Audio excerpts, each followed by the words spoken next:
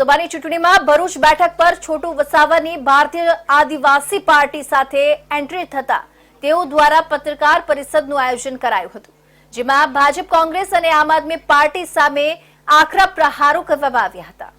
ભરૂચ લોકસભા બેઠક પર કોંગ્રેસના હાથની ગેરહાજરી વચ્ચે કમર સામને આપના ઝાડુ બાદ હવે હોકી બોલના ચિહ્ન સાથે ફરી છોટુ વસાવા બીએપી પાર્ટી લઈ ચૂંટણી લડવા મેદાને ઉતર્યા છે।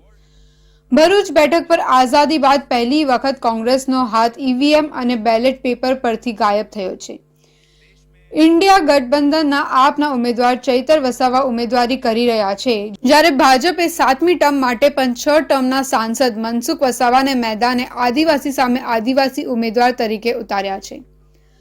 ઝઘડિયા વિધાનસભા બેઠક પર 35 વર્ષ સુધી એક હત્તું શાસન કરનારા છોટુ વસાવા ચોથી વખત લોકસભા લડવા ભારતીય આદિવાસી પાર્ટી બીએપી લઈને આવ્યા છે। આ અંગે યોજાયેલી પત્રકાર પરિષદમાં તેઓએ જણાવ્યું હતું કે ભારતની કોંગ્રેસ, ભાજપ અને આપની જેટલી સરકારો થઈ એ અમારા માટે સમસ્યા છે અને કેજરીવાલ દેશના બીજા નંબરના ચોર જે પાર્ટીમાં ચૈતર વસાવા ગયા છે। આ સાથે આકરા પ્રહારો કરતા જણાવ્યું હતું કે ભારતીય આદિવાસી પાર્ટી બીએપી ભરૂચ સહિત તમામ ટ્રાયબલ બેઠકો પરથી લોકસભા લડવાની જાહેરાત કરી દીધી છે અને તેઓના ઉમેદવારો 2 દિવસમાં જાહેર કરવાની પણ જાહેરાત કરી દીધી છે। મીડિયા સમક્ષ છોટુ વસાવાએ કહ્યું હતું કે એ લોકો માનતા હતા કે ગુજરાતમાં જગ્યા ખાલી જ છે, ટ્રાયબલમાં ઘૂસી જઈએ, અમારી હાજરી પણ અહીં છે, અમે જગ્યા છોડવાના નથી, આદિવાસીના હકો માટે ચૂંટણીમાં અને ચૂંટણી પછી પણ લડીશું। ભારતની જેટલી પણ કોંગ્રેસ, ભાજપ અને આપની સરકારો થઈ એ બધા અમારા આદિવાસીઓ માટે સમસ્યા હોવાનું તેમને ગણાવી આગળ ભરૂચ બેઠકના ભાજપ આપના આદિવાસી ઉમેદવારો નેતા નહીં હોવાનું કહી દીધું છે। તો વધુમાં મનસુખ વસાવા અને ચૈતર વસાવા આદિવાસીઓ માટે ડેડ બોડી જેવા અને તેઓની ગધેડા જેવી ભૂમિકા હોવાનો પણ ગંભીર આરોપ છોટુ વસાવાએ લગાવ્યો છે।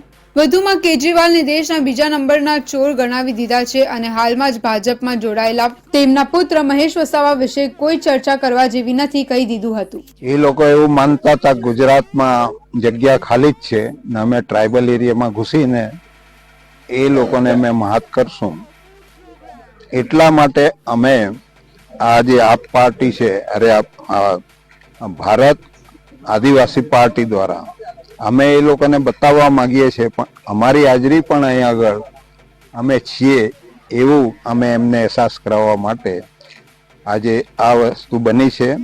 ના આ જે ઝંડા છે એના નેજા હેઠળ આખા ભારતના આદિવાસીઓને જે અન્યાય થાય છે એ અન્યાય માટે અમે લડશું।